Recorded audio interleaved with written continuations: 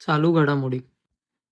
सिक्कीम हे सरकारी कर्मचाऱ्यांसाठी सबॅटिकल रजा योजना सुरू करणारे भारतातील पहिले राज्य आहे.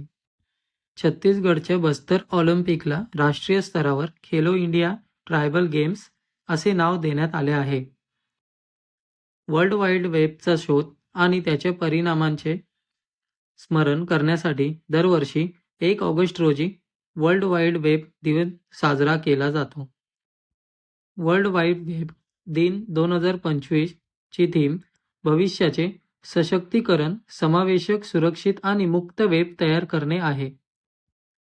वर्ल्ड वाईड वेब दिन 2024 ची theme web a global force of good अशी होती.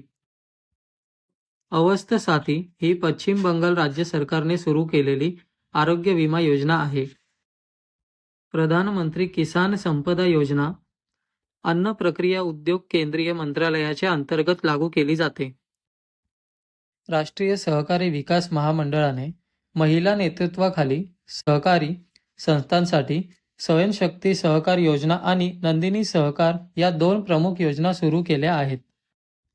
भारतीय नौदलाला सुपूर्द करण्यात आलेल्या निलगिरी वर्गाच्या 3ऱ्या जहाजाचे प्रोजेक्ट 17A नाव हिमगिरी आहे. न्यायबंधू प्रो बोनो लीगल सर्व्हिस ही न्याय विभाग या सरकारी विभागाचा उपक्रम आहे. बंगळुरू स्थित अंतराळ कंपनी प्रोटोप्लॅनेट्सने लडाखच्या त्योकार प्रदेशात होप स्टेशन लॉन्च केले.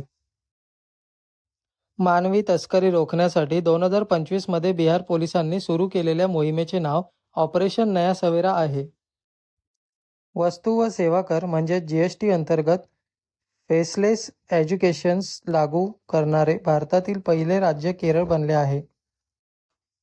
प्रधानमंत्री राष्ट्रीय डायलिसिस कार्यक्रम राष्ट्रीय आरोग्य अभियानाअंतर्गत सुरू करण्यात आला. पॅरा रेजिमेंटचे लेफ्टनंट जनरल पुष्पेंद्र सिंग यांची आर्मी स्टाफचे उपप्रमुख म्हणून नियुक्ती करण्यात आली आहे.